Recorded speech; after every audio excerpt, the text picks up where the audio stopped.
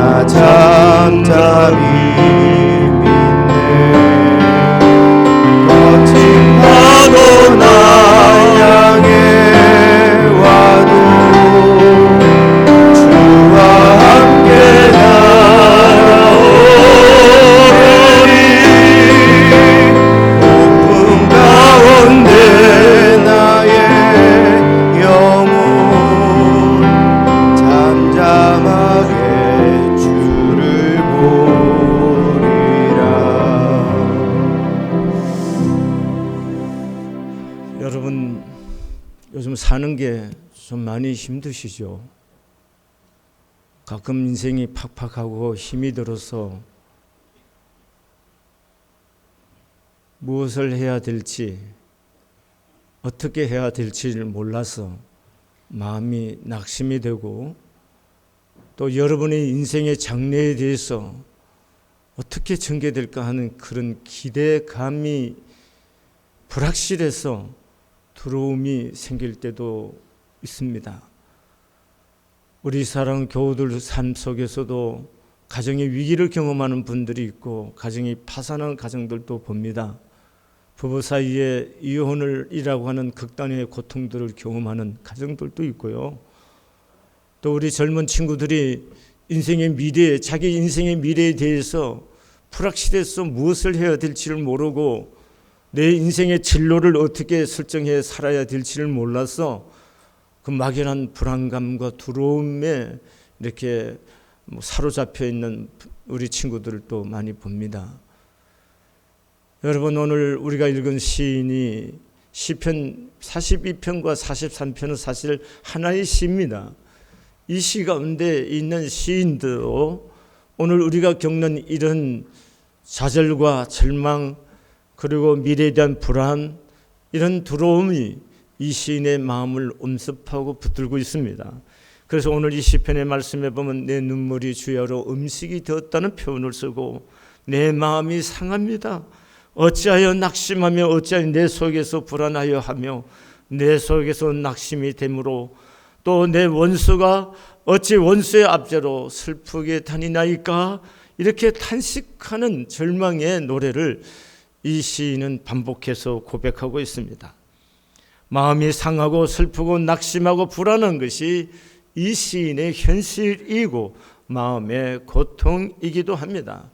오늘 본문의 5절과 11절의 말씀에 보면은 내가 어찌하여 낙심하며 라는 말이 납니다.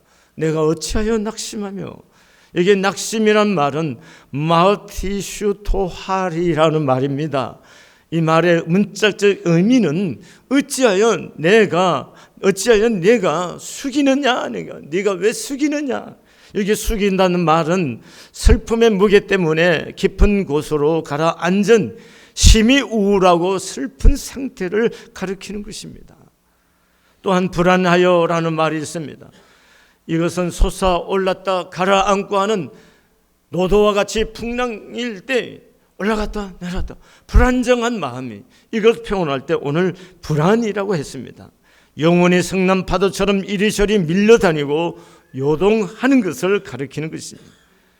시인은 지금 노도와 같은 삶의 고통으로 인하여 자신의 영혼이 심히 우울하고 슬픔에 잠겨 있음을 표현하고 있는 것입니다. 왜 이 시인은 이렇게 낙심하고 슬픔 속에 빠져 있는 것일까요? 그것은 오늘 본문에서 그가 경험하는 삶의 현실이 너무 암담하고 너무도 초라한 삶 때문에 그는 지금 낙심이 되고 그의 불안한 장래 때문에 두려워 떨고 있는 겁니다. 그래서 오늘 4절의 말씀에 보면 내가 전에 그들을 하나님의 집으로 인도하였더니 이제 이 일을 기억하고 내 마음이 상하도다 합니다. 전에는 사랑하는 사람들과 함께 하나님의 성소에 드나들면서 하나님을 찬송하고 하나님의 은혜를 받아 누리며 행복하게 살았다는 겁니다. 다시 말하면 전에는 내 남편과 내 아내와 행복하게 살았다는 거예요. 전에는 내 삶의 자리가 잘 성공해서 정말 자랑스럽고 내 자신이 뿌듯하고 내 가족들에도 자랑스러운 일들이 있었던 날들이 있었다는 거예요. 그런데 지금은 그렇지를 못하다는 것입니다. 그리고 9절에 어찌하여 나를 잊으셨나이까? 내가 어찌하여 원수의 압제로 말미암아 슬프게 다녔나이까? 합니다. 10절에 내 뼈를 찌르는 칼날 칼같이 내 대적이 나를 비방하여 늘 내게 말하기를 내 하나님이 어디 있느냐, 이렇게 말한다는 겁니다. 내 하나님이 도대체 어디 있느냐, 이렇게 말하는 비방하는 사람들 사이에 둘러서 있다는 것입니다. 하나님으로부터 버림받은 신세처럼 보이자 지금 자신의 처지가 너무나 한심한 것입니다. 네가 하나님을 섬기는데 왜 이 모양이냐? 너 예수 믿어도 별 나은 게 없네? 오히려 옛날에 더 낫지 않았어? 이렇게 비웃는 눈빛과 조롱하는 말투가 우리를 참으로 힘들게 하는 현실이라는 겁니다. 지금 여러분 혹시 이런 현실이 있지 않습니까? 여러분의 부모나 여러분의 친지들, 자네 옛날이 훨씬 낫지 않아? 자네 예수 믿는다더니 도대체 이게 뭐야? 혹시 이런 그 환경 속에 있지는 않습니까? 너 예수 믿어도 별 볼일 없네. 너 예수 믿으면 잘 된다면서. 그런데 네 장래가 꿈이나 있고 희망이나 있냐? 너 뭐가 되려고 그러니? 이렇게 우리를 압박해오는 눈빛과 조롱에 섞인 환경과 그런 거친 말들 때문에 상처받고 힘겨워 있지는 않습니까? 여러분, 사람이라는 것이 옛날보다도 지금이 낫고 지금보다도 내일이 더 좋아져야 인생이 보기가 좋은 것이 아니겠습니까? 한때는 하려했는데 지금 신세는 너무나 초라한 것 같다고 생각할 때에는 누구나 다 마음에 낭망이 생기고 절망하게 되는 것입니다. 또한 어떤 성경학자들은 42장과 43장에서 나라는 말과 내게라는, 나라는 주어와 내게라는 목적격이 51번이나 쓰여졌다는 거예요. 반면에 하나님이라는 단어는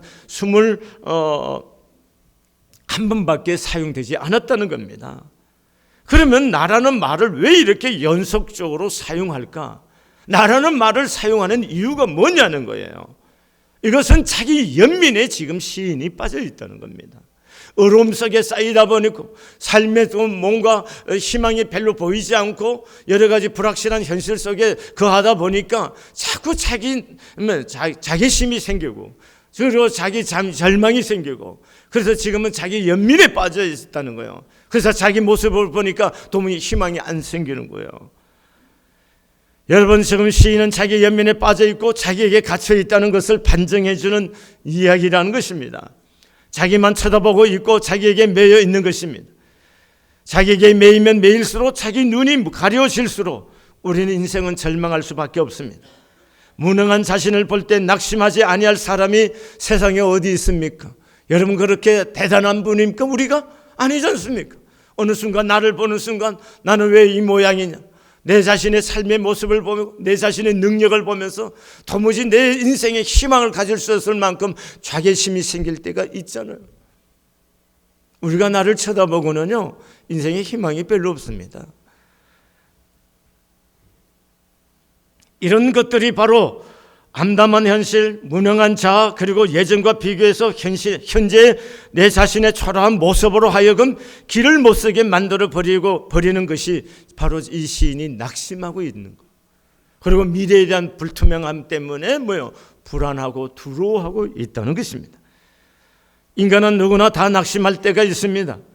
여러분, 미래에 불확실하면 누구든지 불안에 떨 수밖에 없습니다.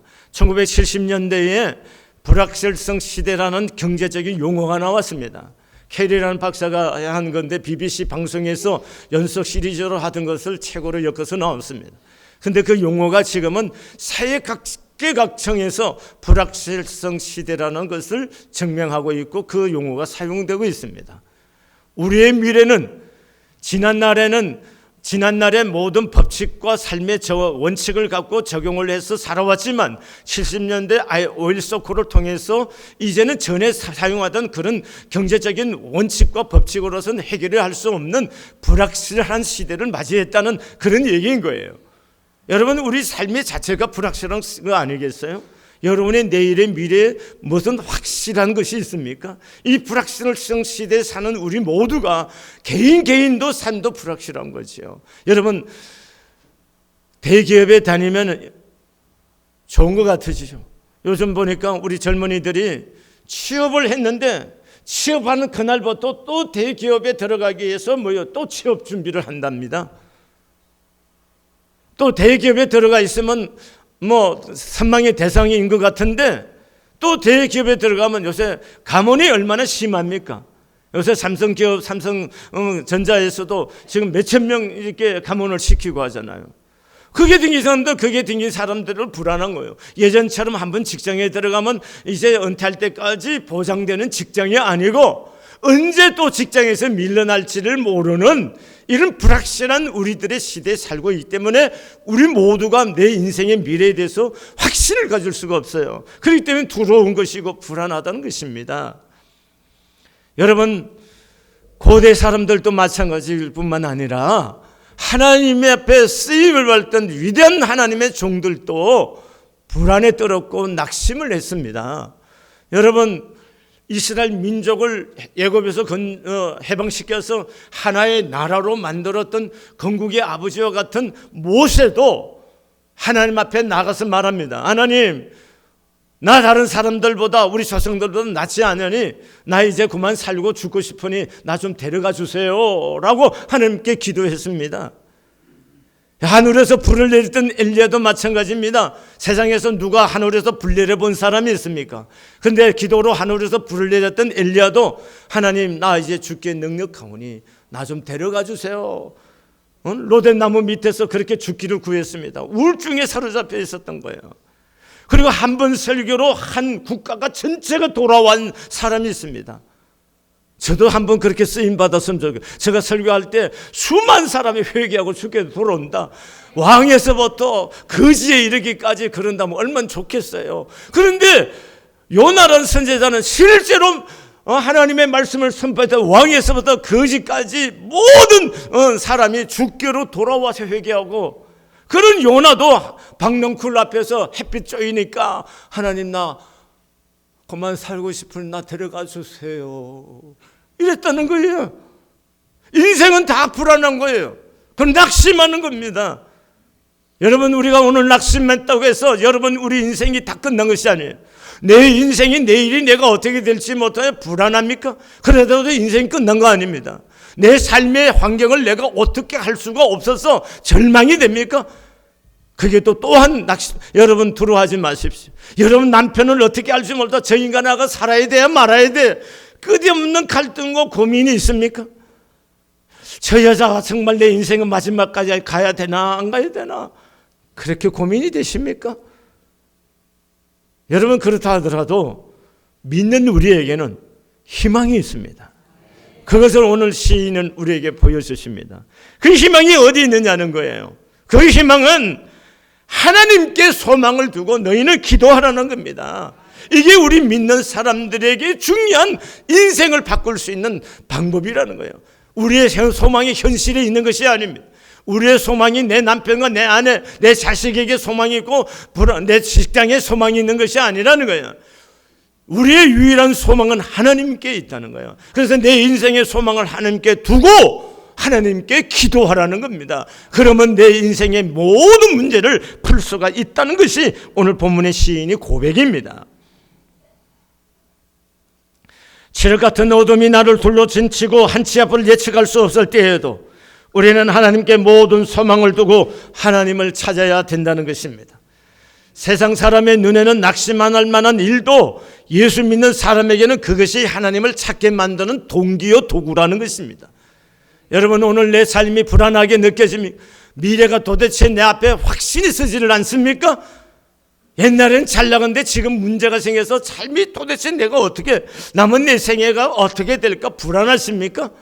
이게 도리어 여러분으로 하여금 하나님이 여러분을 오라고 하나님이 보내신 사인이라는 거 잊지 마시기를 바랍니다. 너 나에게 소망을 두고 너 나를 찾으라는 겁니다. 하나님께 소망을 두고 하나님을 찾으면은 하나님의 역사가 일어나게 될 줄로 믿습니다.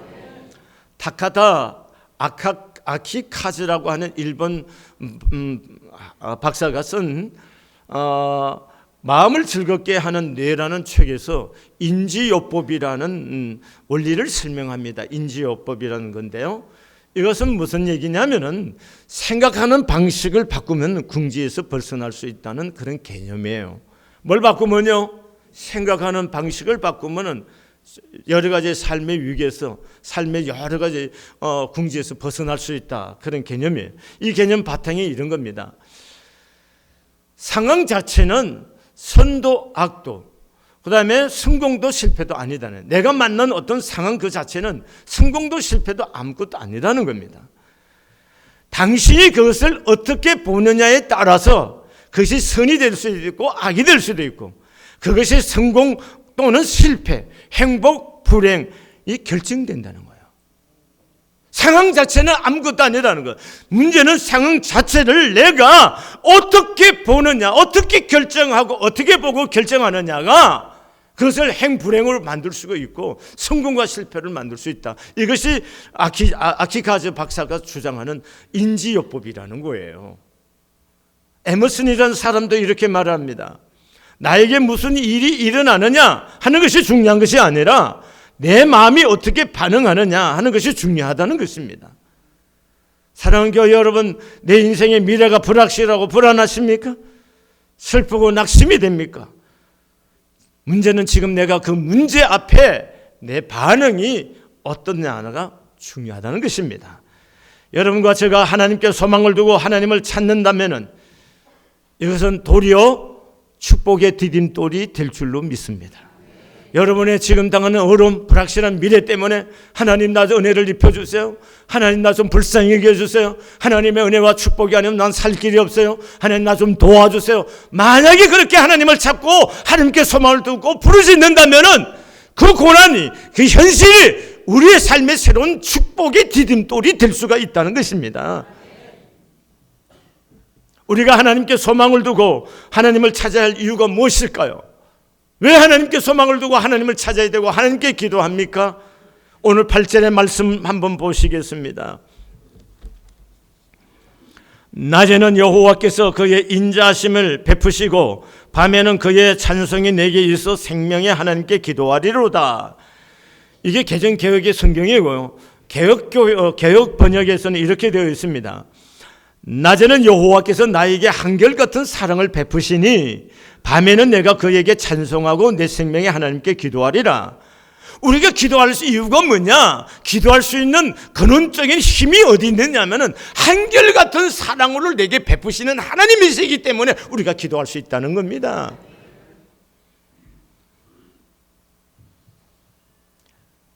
여러분, 그 어느 것으로부터 끊을 수 없는 하나님의 사랑이 불확실한 미래와 변하지 않을 것 같은 절망적인 현실 앞에서 하나님께 소망을 두고 기도할 수 있다는 것입니다.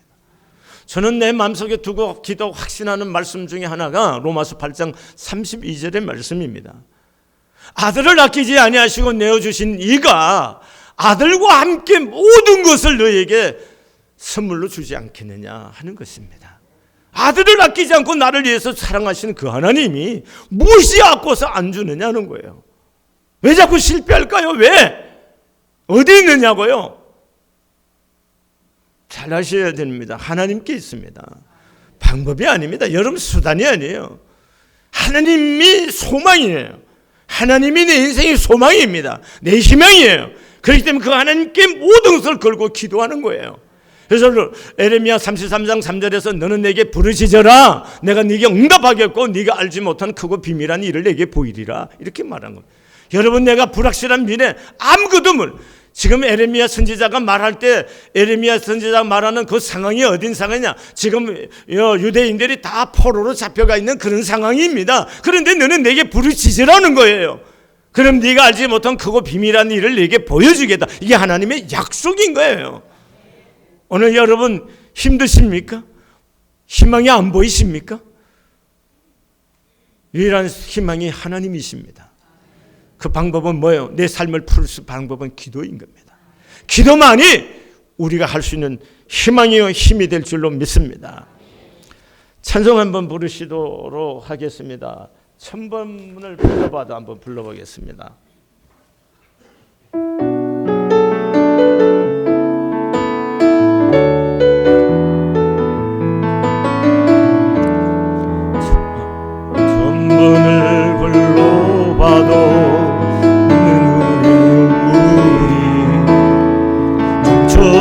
않는 것은 십자가의 그 사랑 나를 살리려 지신 그 십자가 모든 바위 나의 돌아온 죄 씻으셨네 향한 그 사랑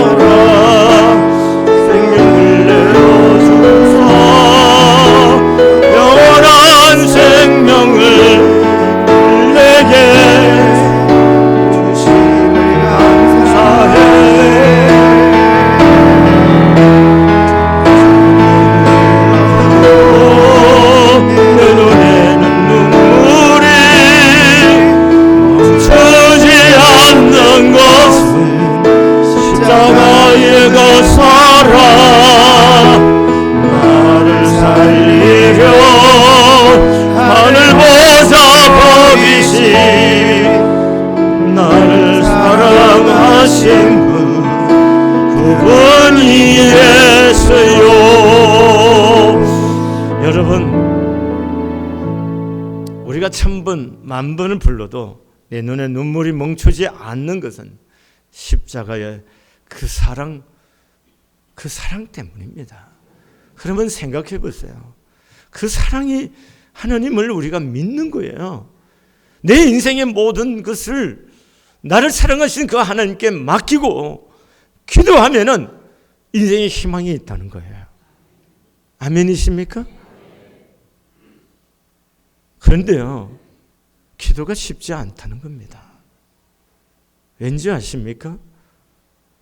사단이 기도하면은 내 인생에 길이 열릴 것을 알기 때문에 사단이 어둠의 영이 우리의 여러 사정, 형편, 조건을 만들어서 우리의 기도를 자꾸 연기시키는 거예요. 저는 수도 없이 목회를 하면서 봅니다. 기도해야겠다고 결심합니다.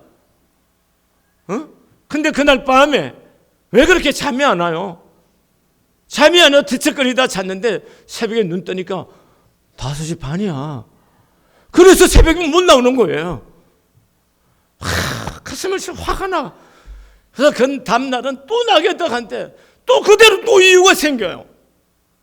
그러다 보니까 기도가 잘 안 되는 거예요. 여러분 인생에 기도하면 길이 있는 겁니다.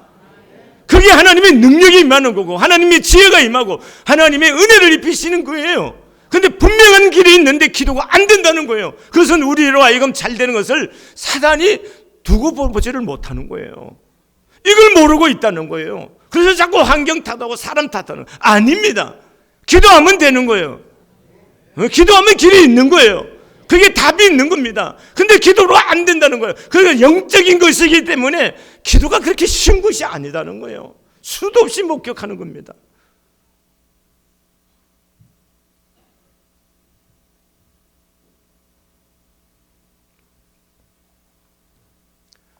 여러분, 저도 마찬가지입니다. 이렇게 보입니다. 기도하면 이런 일들이 일어날 거다 봐요. 기도해야겠다 생각하는데 저도 기도가 쉽지 않습니다. 기도하면 분명히 이 문제 해결될 것 같은데 깨달음도 오고 확신도 오는데 저도 기도가 쉽지 않더라고요. 여러분, 기도하면 그게 길이 있어요.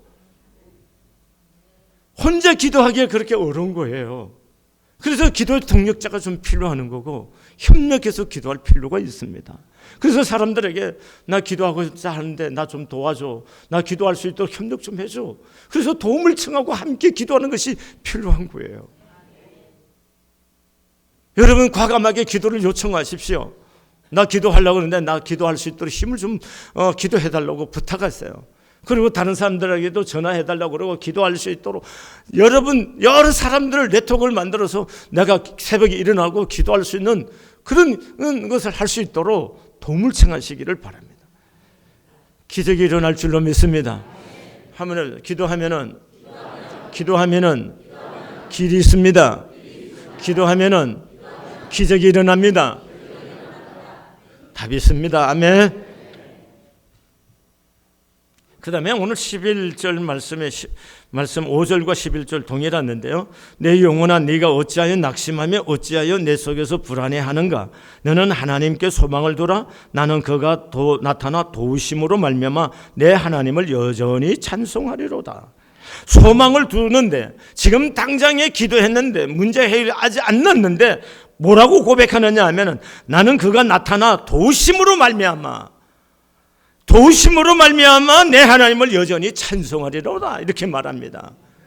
여러분, 문제가 아직 있지만 그럼에도 불구하고 내 하나님이 이 문제를 해결할 것을 이미 바라보고 찬양을 하나님께 드린다는 거예요.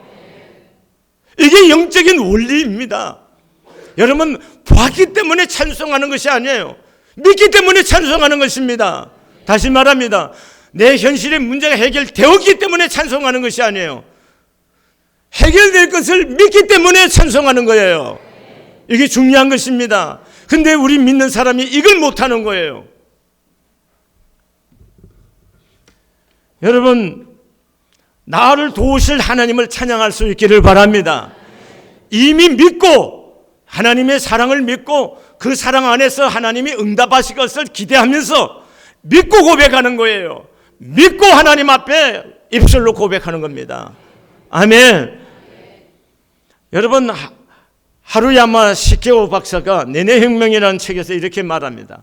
아무리 혹독한 상황에 처했다 해도 잠자리에 들 때에는 미래의 꿈이나 희망 혹은 인생의 계획 등을 떠올리도록 하는 것이 좋다. 심한 스트레스가 쌓여 그것이 내에서 떠나지 않더라도 어떻게 해서든지 그것을 긍정적 발성으로 바꾸려고 노력해야 한다. 장수하는 사람들의 공통점은 끙끙 앓지 않는다는 것이다 했습니다. 여러분, 문제는 걱정, 근심, 염려들이 쌓여 만드는 스트레스 풀기 어렵다는 것이죠. 그래서 조셉 머피 박사가 말한 잠시 의식의 활용이라는 책에서 그가 제안하는 사고 법칙은 뭐냐? 긍정적 사상입니다. 긍정적 사상의 대표를 일컫는데요. 긍정 사상이라는 게 뭐냐면 좋은 일을 생각하면 좋은 일이 생기고 나쁜 일을 생각하면 나쁜 일이 생긴다. 이게 머피 법칙이라는 거예요.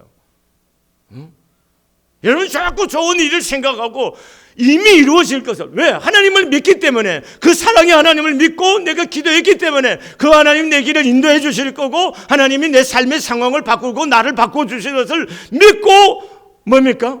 고백하고 찬양하는 거예요. 이거 믿지 않는 세상의 사람들도 원리를 봐. 이게 머피 법칙이라는 거거든요. 좋은 것을 생각하면 좋은 일이 생기고 나쁜 것을 생각하면 나쁜 일이 생긴다는 거예요. 여러분, 우리 믿는 사람들에게는 이게 굉장히 중요합니다. 여러분, 우리 안에 이 긍정적인 생각을 가지고 이미 하나님께서 내 기도를 들으신 것을 믿으시기를 바랍니다. 아멘이에요? 그리고 이미 이루어진 것을 하나님께 찬양하라는 거예요. 찬양. 이 머피 박사가 이렇게 말합니다. 의식 중에 자각할 수 있는 현재 의식은 전체의 10%에 불과하고 나머지 90%는 잠재 의식인데, 성공하는 사람은 자신을 위해 잠재 의식을 충분히 이용하는 사람이며, 그것은 그 사람이 재능이 있고 없는 것과는 전혀 상관이 없다고 말합니다. 우리가 가진 본래의 마음은 항상 즐거운 마음을 담고 밝은 말을 듣고 싶어 한다는 거예요. 내 마음이. 그래서 아까 마음을 즐겁게 내서 다카타 박사가 이렇게 말해요. 자기 자신이 사용하는 방식입니다. 다 잘 될 거다. 자기에게 늘 얘기한다는 거예요. 그 다음에 곤란은 생기지 않을 거다. 이렇게 표현한 거예요. 자기 자신에게. 실험 과거는 떠올리지 않는다. 이게 뭡니까? 다카타 박사가 사용한 자기 법칙이에요. 근데 우리 교회는 좋은 법칙이 있죠. 뭔지 아세요? 뭡니까? 우리 성한교회는요, 성령의 임재가 가득한 교회이고요, 성령의 기름 부으심이 충만한 교회입니다. 우리 끊임없이 고백하잖아요. 그러니까 여러분은 모르겠지만 우리 교회 새로 처음 오신 분이라든가 모처럼 가끔 오신 분들은 우리 교회에 앉아서 예배를 드리려고 하면 눈물이 난다는 거예요. 왜 그럴까요? 성령의 임재가 있는 예배가 있기 때문에 그런 거예요. 우리 가정은 물된 동산 같고요, 물이 마르는 샘 같다. 잘 될 것에 대한 기대감이 여러분에 가득할 수 있기를 바랍니다. 나는 주 안에서 보배롭고 존귀하며 하나님의 사랑받는, 내가 얼마나 존귀한 사람인지 여러분 사랑할 수 있기를 바랍니다. 나는 주 안에 잘 될 것이다. 아멘이에요? 한번 해보세요. 나는 주 안에서 잘 될 것입니다. 내 인생 최고의 날이 다가옵니다. 어린애 같으죠? 순전하게 해보십시오. 이게 기적이 일어나는 겁니다. 이 말이 내 뇌 속에서 역사가 일어나는 거예요. 다 허리 펴세요. 고개 드시고 다시 한번 해봅시다. 우리 성한교회는요, 시작. 임재가 가득한 교회이고요, 성령의 기름 부으심이 충만한 교회입니다. 우리 가정은요 물된 농산 같은 가정이고요, 물이 마르지 않은 샘 같은 가정입니다. 나는요 보배롭고 존귀한 하나님의 사랑받는 아들입니다. 나는 주 안에서 잘될. 자, 나는 주 안에서 한번 좀 흔들면서 자신감 시작. 나는 주 안에서 잘 될 수밖에 없습니다. 이거 굉장한 겁니다. 저는 19살에 예수 믿고 20살쯤이라 기억됩니다. 제가 어떤 책을 읽으면서 놀라운 진리를 발견해서요, 그분이 사용한 법칙을 나도 받아들인 거예요. 그게 뭐냐면, 크게 생각하라, 크게 믿어라, 크신 하나님을 바라보라는 겁니다. 저는 지금도 이 성경에다 써놓고 다닙니다. 나이 60이 넘은 목사이지만 이 성경에다 이렇게 써놓습니다. 크게 생각해라, 크게 믿어라, 크신 하나님을. 나를 자꾸 보지 말라는 거예요. 내 환경을 자꾸 보지 말라는 거예요. 크게 좀 생각해라. 생각에 모자랄 뿐이지. 여러분 자꾸 자기를 보면요, 생각이 작아져요. 그리고 제 현실만 보면은요, 믿음이 없어집니다. 여러분 환경만 보면요, 하나님이 안 보입니다. 그럼 뭘 얘기해야 돼요? 생각의 크기를 넓혀야 되고, 믿음의 크기를 넓혀야 되고, 내가 만난 환경, 우주보다 더 크신 하나님을 바라보는 것이 중요해요. 그러면 거기에 기적이 일어나는 거예요. 한번 내 인생에 기적이 일어납니다. 믿습니까? 찬송 한 장 부르세요. 할 수 있다 하신 이는 한번 부르시겠습니다. 좀 신바람 나게 부르세요.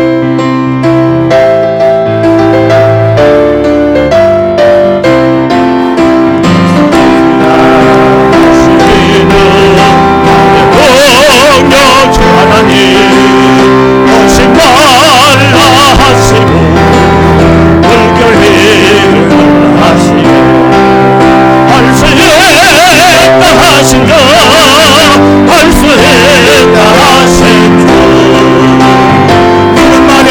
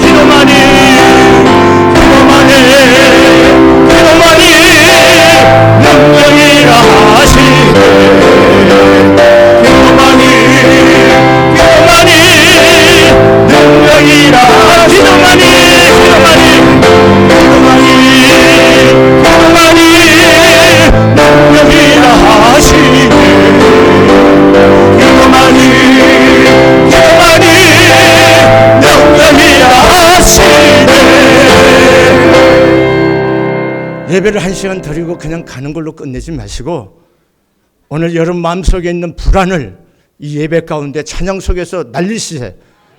기도함으로 여러분의 인생의 문제를 근본적으로 해결하세요. 여기에 답이 있습니다. 믿으세요. 4절 다시 부르겠어요. 이렇게 치면 안 됩니다. 이렇게 해주셔야 돼요. 이렇게 치면 안 돼요. 다시 4절.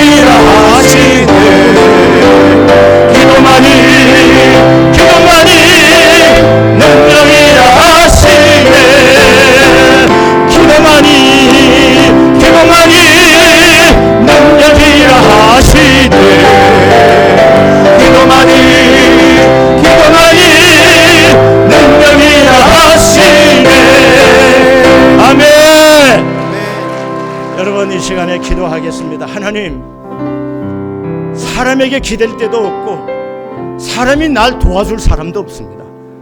하나님만이 내 인생의 전 소망입니다. 하나님, 나 좀 불쌍히 여겨주세요. 하나님, 나 좀 써주세요. 하나님 앞에 은혜의 길을 원하고 축복받기를 원합니다.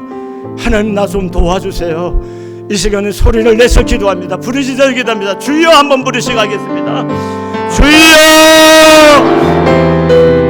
할렐루야. 하나님 아버지 은혜를 감사하고 찬송합니다. 영광을 받아주시옵고 하나님이 기쁘시고 선하시고 온전한 뜻 이루어지기를 원합니다. 오늘 하나님 앞에 예배하는 우리 모든 성안의 식구들이 진정 하나님 앞에 모든 소망을 두고 하나님 앞에 부르짖어 기도하고 하나님의 은혜를 입고 여호와의 복을 받는 거룩한 믿음의 역사가 예수님 안에서 이루어질 수 있도록 주여 축복해 주옵소서. 고요한 절망 속에 좌절하고 아버지의 스트레스를 이기지 못하여 아버지의 분노에 쌓인 사랑하는 교우들이 있다면 오늘 하나님 앞에 찬송하며 하나님 앞에 소망을 두고 기도함으로 인생의 문제를 해결할 뿐만 아니라 아버지 믿음의 고백을 통해서 인생의 삶을 새롭게 밝게 행복하게 만들어갈 수 있도록 주의 성령 하나님께서 역사하여 주시고 이끌어 주시기를 간절히 소원하고 기도합니다. 하나님의 영광을 받아 주시옵소서.